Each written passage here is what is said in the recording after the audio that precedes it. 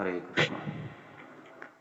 प्रहलाद महाराज भागवतम में कहते हैं तत्प्रयासो न कर्तव्य यथा आयुर्व्यय परम न तथा परमम क्षीणम कुंद चरण।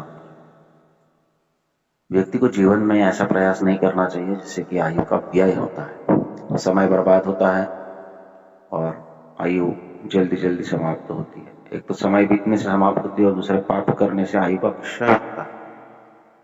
हम जब भी किसी पाप कर्म में लगते हैं तो उससे हमारे आयु का क्षय होता है।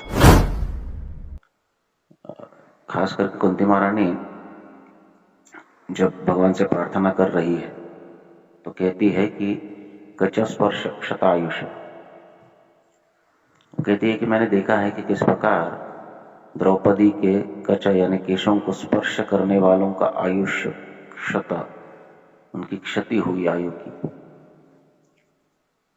तो व्यक्ति का जो निर्धारित आयु है वो घटते जाता है अगर वो पाप कर्मों में लगता है। इसे कहते हैं आयु का क्षय होना। तो ऐसा प्रयास नहीं करना चाहिए जिससे एक तो समय बर्बाद हो और दूसरा आयु का क्षय हो। और कर्म में ये दोनों ही संभव है। हम जब कर्म करते हैं तो समय तो बहुत अधिक बीतता है और दूसरा जो निर्धारित आयु हमारे पास है उसका क्षय होता है। तो इससे व्यक्ति को बचना चाहिए क्योंकि न तथा परमम क्षेमम मुकुंद चरण, इससे परम कल्याण यानी भगवान मुकुंद के चरणों को प्राप्त करना ये कल्याण व्यक्ति का रह जाता है। मनुष्य जीवन का वास्तविक यही एक बहुत महत्वपूर्ण उद्देश्य है कि वो भगवान की कृपा को प्राप्त करके उनके धाम लौट जाए। जन्म लाभ परम पुंसा अंते नारायण स्मृति, ऐसा कहा गया है। इस जन्म का सबसे बड़ा परम लाभ अगर कुछ है तो ये है कि उसे अंत समय में भगवान नारायण की स्मृति हो। अब जीवन भर अगर भगवान का स्मरण नहीं किया है तो अंत काल में उनका स्मरण कैसे हो, ये संभव नहीं है। और अगर भजन किए हैं हम और कुछ न कुछ सुकृत किए, वैष्णव सेवा किए हैं, तो निश्चित रूप से अगर हम भी भगवान का स्मरण नहीं करना चाहते या नहीं कर सकते हैं हमारे कर्मों की वजह से, तो कुछ न कुछ कृपा करके गुरु और कृष्ण को हमें उनकी याद दिलाएंगे। जब अजामिल ने अपने छोटे पुत्र को पुकारा, अच्छा देखिए इतना जीवन भर पाप करने के पश्चात भी अजामिल के छोटे बेटे का नाम नारायण कैसे हुआ? तो उसके पीछे एक बहुत सुंदर घटना है। एक बार कुछ साधु सन्यासी उनके गांव में आए थे और वो पूछ रहे थे यहाँ किसी ब्राह्मण का घर है क्या। तब कोई होटल इत्यादि नहीं हुआ करते थे, तो जब भी कोई यात्रा करता था तो किसी व्यक्ति के घर पर रुककर वहीं पर कुछ पाकर आगे बढ़ता था। तो अजामिल के गांव में कुछ साधु सन्यासी आए और उन्होंने पूछा यहाँ पर कोई ब्राह्मण का घर है क्या। तो बच्चों ने उपहास में कह दिया हाँ हाँ हाँ, हमारे यहाँ एक बहुत श्रेष्ठ ब्राह्मण रहते हैं, उनका नाम अजामिल है, जाओ जाओ देखो आपको वहां से कुछ मिलता है क्या। तो उसने तो सरकास्टिकली बोला था बच्चों ने, लेकिन ये सही में वहां पर चले गए। तो वहां अजामिल की वो वेश्या पत्नी थी जिसको उठाकर घर पे लाया था और वो गर्भवती थी, परंतु उसके मन में साधुओं के प्रति श्रद्धा थी। तो उन्होंने उनका स्वागत किया, सत्कार किया, उनको विराजित किया। उन्होंने कहा कि हमें कोई कुछ सामग्री दे दो, हम हमारा बनाकर भगवान को वो लगाकर करेंगे। इस प्रकार से 2-3 दिन वहां पर रुके, लेकिन अजामिल घर पे नहीं था। अब जब उनको पता चला कि वो किस श्रेष्ठ निश्चित रूप से वहां से निर्णय दिया, लेकिन जाते जाते उन्होंने देखा कि वो स्त्री जो है वो गर्भवती है। तो उन्होंने उन्हें निर्देश दिए कि जब भी इस बच्चे का जन्म होगा, ये पुत्र होगा, और आप इसका नाम नारायण रखिए। इस प्रकार से उसका नाम नारायण रखा था। तो वैष्णव की कृपा किस रूप से आती है ये कोई नहीं समझ सकता है, कोई नहीं जान सकता है। अब इस बच्चे को पुकारने के लिए उसका नाम पुकारता है। यमराज जी कहते हैं एतावत आलम गनिर्हरणाय पुंसां संकीर्ततम भगवतो गुणकर्म नाम्ना पुरुषपुत्र अगवान यदजामि लोकी नारायणाय। तो कहते हैं कि उसने तो अजामिल का नाम लिया था। अजामिल ने तो अपने पुत्र का नाम लिया था, उसने थोड़ी भगवान को बुलाया था।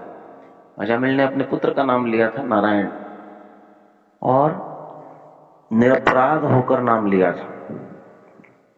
जब आप उन्हें लेने के लिए गए थे, यमदूतों से यमराज जी कहते, जब आप उन्हें लेने के लिए गए थे तो उसने निरपराध होकर अपने पुत्र को पुकारा, और यहीं पर भगवान के नाम का उच्चारण होता, भगवान को संबोधन करके वो नाम नहीं पुकारा। ये सबसे बड़ी महत्वपूर्ण बात है। एतावदालम अगनिर्हणाय पुंसा, लेकिन उसके सभी अघ जो है, पाप जो है, वो नष्ट हुए, और हर एक जीव के हो सकते हैं। संकीर्तताम भगवतो, जब भगवान का संकीर्तन होता है तो ये संभव है। क्यों? जब भगवान का संकीर्तन होता है, नाम का उच्चारण होता है, तो भगवान के गुण और कर्म ये उसके हृदय में प्रकट होते हैं, नाम में ही समाविष्ट। और जब इस प्रकार भगवान का नाम लिया जाता है तो समस्त प्रकार के पाप नष्ट होते, तो फिर आपको उस व्यक्ति को दंड देने का अधिकार नहीं है। और इसलिए विष्णुदूत वहां पर आकर उन्होंने आपको रोका। नारायण प्रियमान, आप देखोगे कि अजामिलों अजामिल भी नारायण का नाम लेकर म्रियमाण समय में, म्रियमाण का अर्थ है मरणासन्न समय में, उसने भगवान का नाम लिया और वो भी मुक्त हो गया। या तो यही भगवान के नाम की श्रेष्ठता। प्रयास सुख प्राप्ति के लिए करने के बजाय प्रयास करना चाहिए कि कैसे हम वैष्णवों की संगत की प्राप्ति करें, क्योंकि वैष्णव संग के प्राप्ति से ही परम कल्याण होने वाला है। वे ही कृपा करेंगे, वैष्णव की कृपा से ही कुछ न कुछ हमारे जीवन में एक आशा की किरण हम देख सकते हैं। हमारे भौतिक समस्याओं का भी समाधान इसी से प्राप्त होता है। भगवान के नामों का संकीर्तन करेंगे, वैष्णवों का सत्कार करेंगे, वैष्णव का संग करेंगे, उनका सानिध्य में रहेंगे, तो उनसे जो भी उपदेश निर्देश समय समय पर मिलते जाएंगे। इससे हमें प्रयास न करते हुए भी हमारे जीवन को सरल बनाने में मदद होती है। जीवन सरल बनता है, और अगर इस प्रकार से हम भगवान के भक्तों के संग में रहकर आयु को बिताते हैं, तो निश्चित रूप से भगवान का स्मरण हमारे हृदय में होगा। और भगवान का स्मरण होने के बाद क्या होता है वो तो आप इस प्रसंग में जामिल के देखते ही हो। तो भगवान का स्मरण होते ही व्यक्ति बहुत बड़े संकट से बच जाता है, बहुत बड़े संकट से। त्रायते महत्तो भयम, तो बहुत बड़े भय से, बहुत बड़े संकट से ये बच जाता है।